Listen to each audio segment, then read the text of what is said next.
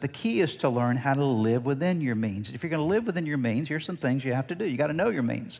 That means you got to stop and pay attention to how much money do I have coming in and how much money do I have going out. So I know what my resource pool is. A lot of people don't even know. They're just like winging it every month. Okay? And so they don't really have a clear idea on where their expenses are or have a clear idea on what their income is. They know nothing about it, so they don't even know their means. They kind of know what their salary is, but they spend without any sense of awareness of what that is. And by the way, your means does not include your credit card line. Okay?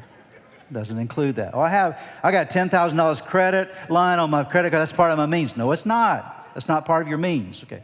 Your means is your income versus your expenses. Okay? That's what your means are. Okay? Second of all, establish a budget that reflects your means. Okay?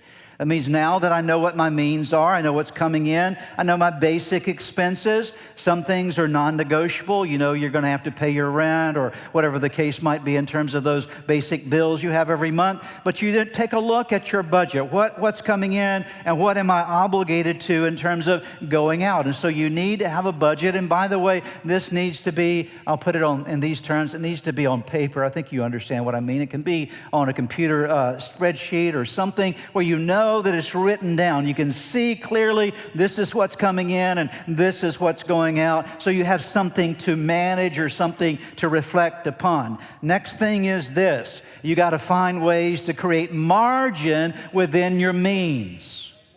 Okay.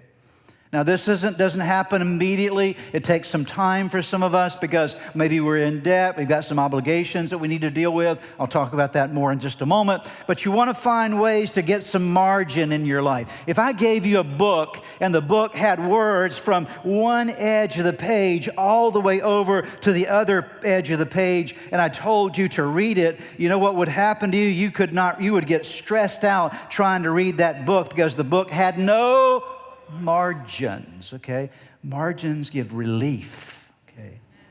Margins is that extra fund you have that you've got tacked away somewhere for that moment that something comes up in your life where you need something extra and you didn't account for it in your budget, but it's there, and so you have relief because you have some margin. You're not spinning out to the edges of your means, okay?